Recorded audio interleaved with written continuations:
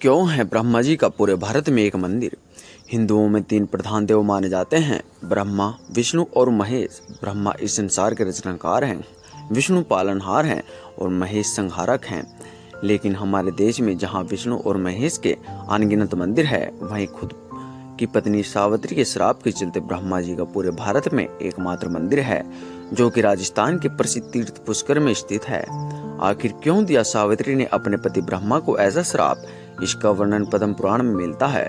पौराणिक कथा, पत्नी सावित्री ने ब्रह्मा जी को क्यों दिया था श्राप? हिंदू धर्म ग्रंथ पद्म पुराण के मुताबिक एक समय धरती पर व्रजनाश नामक राक्षस ने उत्पात मचा रखा था।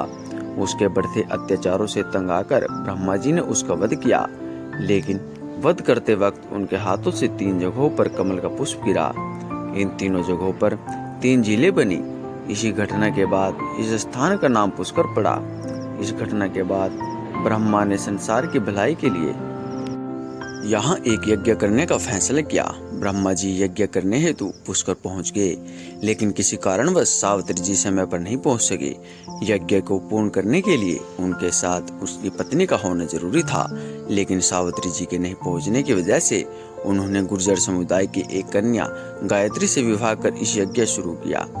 उसी दौरान देवी सावित्री वहां पहुंची और ब्रह्मा के बगल में दूसरी कन्या को बैठा देख क्रोधित हो गई। उन्होंने ब्रह्मा जी को श्राप दिया कि देवता होने के बावजूद कभी भी उनकी पूजा नहीं होगी। सावित्री के इस रूप को देखकर सभी देवता लोग डर गए। उन्होंने उनसे विनती की कि अपना शाप वापस ले लिए, लेकिन उन्होंने नहीं लिया। जब गुस्सा ठंडा हुआ तो सावित्री ने कहा कि इस धरती पर सिर्फ पुष्कर में आपकी पूजा होगी। कोई भी दूसरा आपका मंदिर बनाएगा तो उसका विनाश हो जाएगा। भगवान विष्णु ने भी इस काम में ब्रह्मा जी की मदद की थी, इसलिए देवी सरस्वती ने विष्णु जी को भी श्राप दिया था कि उन्हें पत्नी से विरह का कष्ट सहन करना पड़ेगा।